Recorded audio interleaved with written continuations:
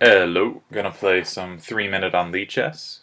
As always, looking to play some classical Sicilians or QGDs if I get the chance, but no one plays the Open Sicilian or Queen's Gambit against me, so what is the point of announcing this at the start of every video? I don't know. Anyways, I like this line. I think c5 is the best play against it. So the queen has pressure on both d4 and b2, which makes me think queen d2 is the solidest move. It's not exactly where I'd love my queen. Sometimes it gets harassed later, but I'll put it there. I should play d5 at some point, gain a little space. Here they don't have knight b4 because they haven't played bishop f5 yet, so it would just lose time, I think. Unless inducing a3 is useful so the queen can later infiltrate, but I have trouble imagining that's the case. I think I want bishop e2, not bishop d3. The bishop comes to g4. I can always chase it if need be, and I don't mind expanding there too much. It's hard for them to move their e-pawn because I just take and I'm on d6. And they don't yet have a b5 break, so I expect them to move their queen this turn. Queen b4, queen a5. Okay, I don't have e4, which I would standardly have here, but I do have g4, and I think I will play it. Maybe look to play rook b1, a3, b4 on my own, just expand everywhere. Because I think black is a little pushed back here, and it's not obvious where black's play is. The other break to play for is e4, e5. Now this knight has no squares, but the bishop does support a quicker b5, so I really expect the queen to move quickly. And I would like to be able to play against it. But I think I'll go for e4, e5. I'll switch which break I want.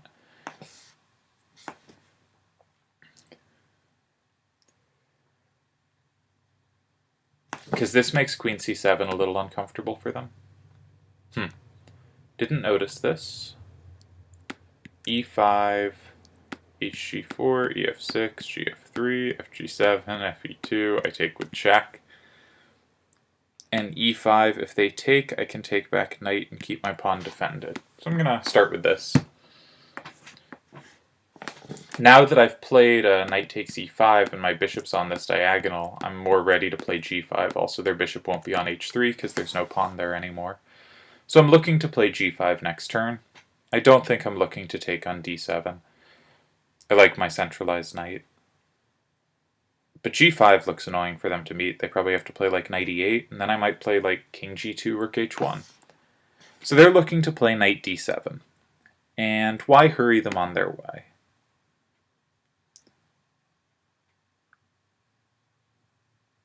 Yeah, no need to rush them. I'd like to play rook h1. Where to go? I think I want to keep pieces on. I feel they're cramped, their knights get in each other's way. I'm now thinking about g5 again, because I thought this knight might go back to d7. Moo. Alright, they're going for it. So I could play bishop h6 or bishop e3. Other squares are vaguely possible as well. But I think I'm going to try to just trade off this bishop, play rook h1. Can I just play rook h1?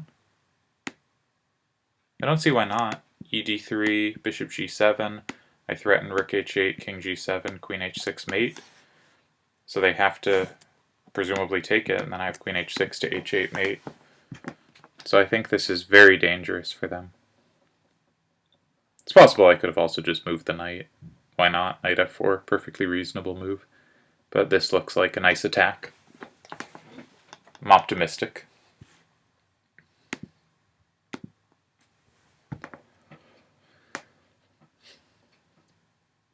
I don't see a good defense for them. They can't even play like rook e8 trying to make space because bishop g7, king g7, queen h6. They can't go to f8. Knight g4, bishop g4. I don't think this helps. Can I do something fancy? Should I take on g7? The knight controls h6 though, so let's just take the piece. Why not? And then take on g7. And now start coming in.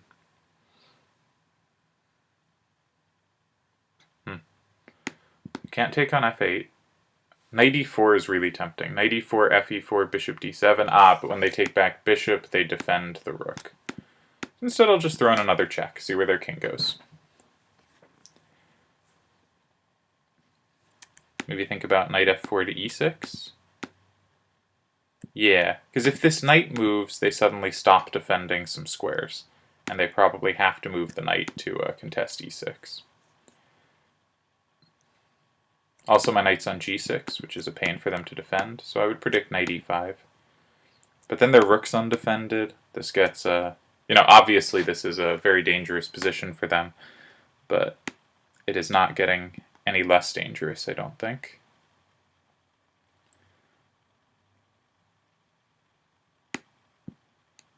Why am I not seeing a win, though?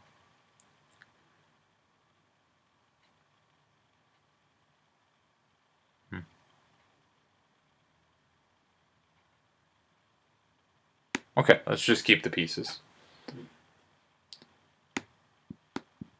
Make sure they don't have anything. Sure. And we'll time scramble them. Threatening e7. Threatening knight c7 checkmate.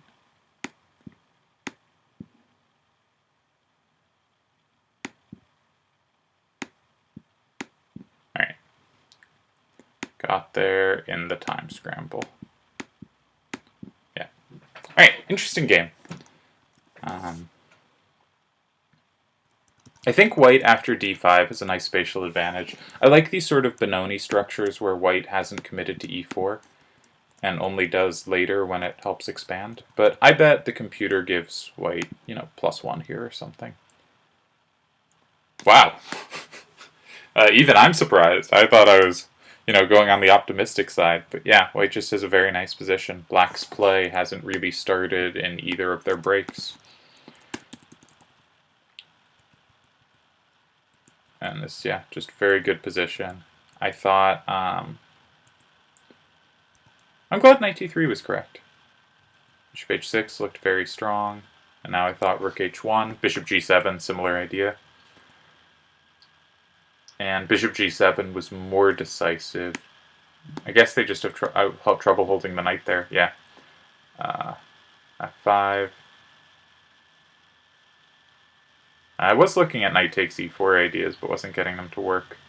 I just wasn't finding the decisive blow. d6 is an interesting idea. I totally missed this.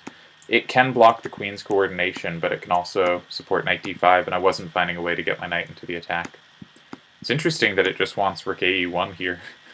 Just says, your king's in the open, I just want to open lines. That's quite interesting. Alright. Probably not going to play the normal 5 games of Blitz, because I'd like to play and stream a bullet tournament in a few minutes. So, just going to play one more, play another knight f3.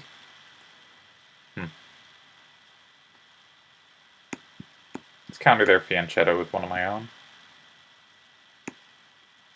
Go for d4. Think about queen takes d4. Is that at all awkward for them? Not really. Knight c6, so I'm going to play queen d2 and try to play b3 and bishop b2.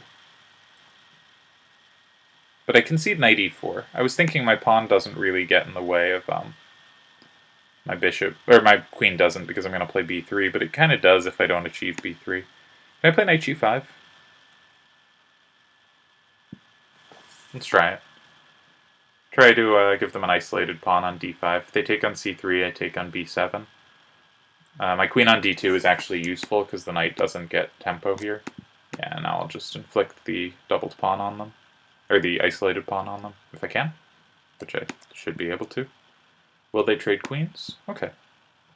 And now the question is how to free my position. I'll start with rook b1, just so my bishop can come out. Maybe bishop e3. If the pawn comes to d4, they can't place a piece there. I just have to make sure they don't find a good way to trade it off and d3. Maybe knight e4 can come to d6. Or not. Now my knight has very minimal squares. I have to be very careful about my knight getting trapped. Yeah, because now they get rook d8 with tempo that gives them d3. This was clever. If knight e5, I have to play king g2, I think, to avoid knight f3. Knight c4, probably have to play bishop c3 to not lose b2. Okay, maybe their knight's getting a good outpost, but maybe it just can't do very much from f3. I'm not sure.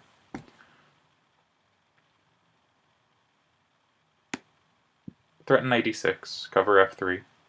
e6 is a little annoying for them to defend. They did not defend it. Okay, I'll go for it. Knight b2, I'll just play rook dc1. And their knight has a little trouble extricating itself. I get an exchange here. Seems good. I also threaten knight g7 and rook b2. So they have to start extricating their knight, probably. Okay. That makes sense. I guess take on... There's no rush to take, so can I be cute? Like rook c7. No, I should take. Keeping control of c4. Okay. Gonna ask their king the question. Can't come to d1, that's silly. What am I doing? Ooh, I don't like how I've handled the last few moves. Ah, this is just terrible. Now they have d2. Okay, they missed it. I'm very lucky. I think I have to play here. Keep them tied to the pawn. I don't want to go into the king and pawn endgame. I'll play a4, swap one pawn off. I can go into the king and pawn endgame by taking on d2, but I don't like it. I'm now thinking maybe I take here, and if I take on c4 and then d2... No, they just have the better pawns there. How to do this? I wish I had pleasant waiting moves, but I really don't. They're just going to play b4, b3. No, they can't. Okay. Start with this.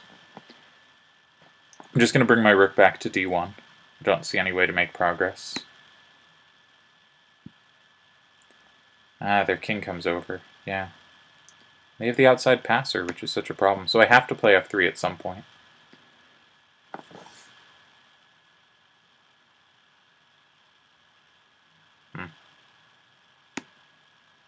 Okay.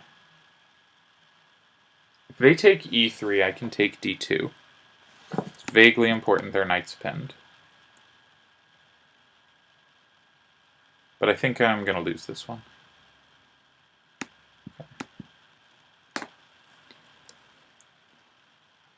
Rook d4 check looks good for them. Yeah. Yeah, I just lose this one. Yeah, I can resign. Alright, short video. I'm gonna now go play a bullet tournament.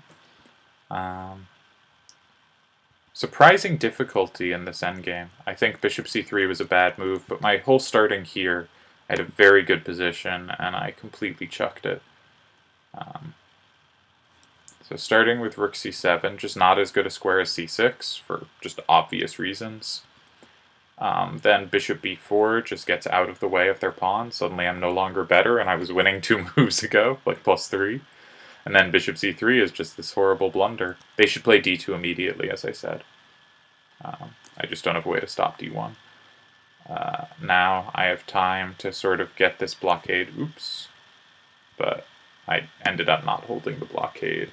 And by this type of position, I'm in a lot of trouble.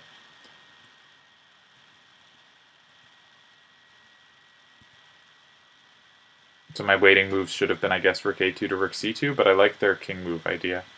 My waiting moves seem okay. Alright, can't play f3, just have to go back. So against b4, guess I have rook a5 check. Did not see that idea. Also king d1, interesting. Blockading with the king. That frees up the rooks. I didn't consider that either, but then I can get some activity. That makes a lot of sense. Alright, gonna call this one a video. Cheers!